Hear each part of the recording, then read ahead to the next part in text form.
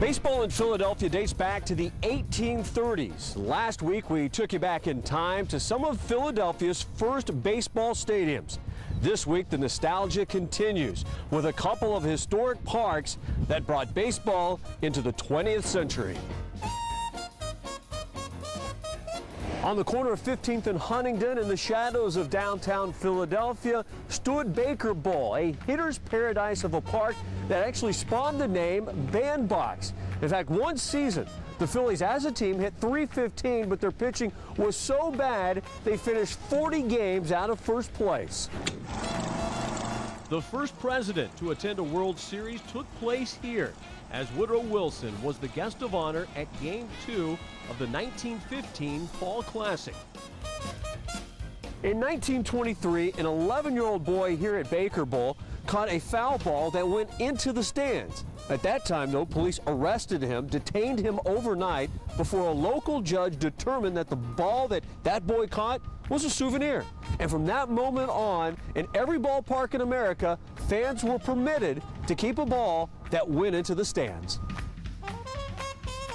On May 30th, 1935, fans at Baker Bowl witnessed Babe Ruth play his final major league game. However, it wasn't the send-off you might expect.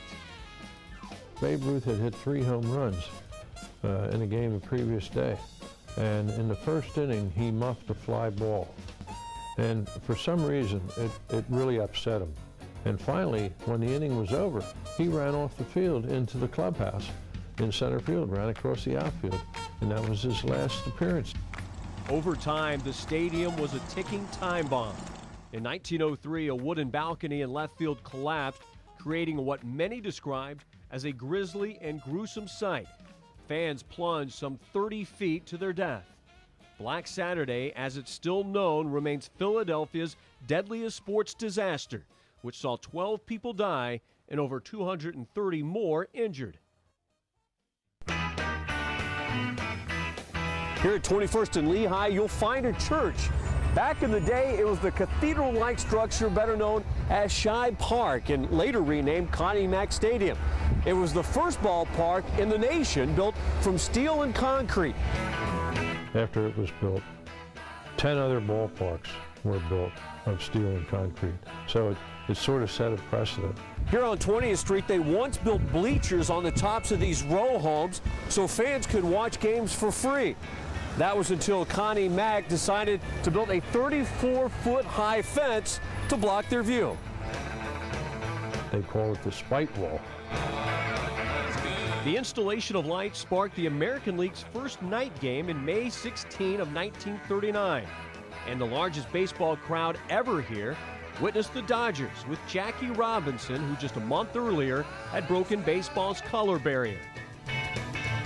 On the final day in 1941, Red Sox Hall of Famer Ted Williams went 6 for 8 in a doubleheader at Shibe to become baseball's last 400 hitter. And it was here where Philadelphia fans earned their reputation, the original Bluebirds. In 1949, their actions were so vicious, they threw bottles and littered the field for 15 minutes, forcing the Phillies to forfeit their game. One guy actually hit the umpire with a tomato. So Phillies fans, despite the criticism, you're much more behaved and refined than 70 years ago. And that brings us back here to the sports complex in the shadows of Citizens Bank Park. Many of us remember our first game at Veterans Stadium, where the Phillies called home for 33 seasons.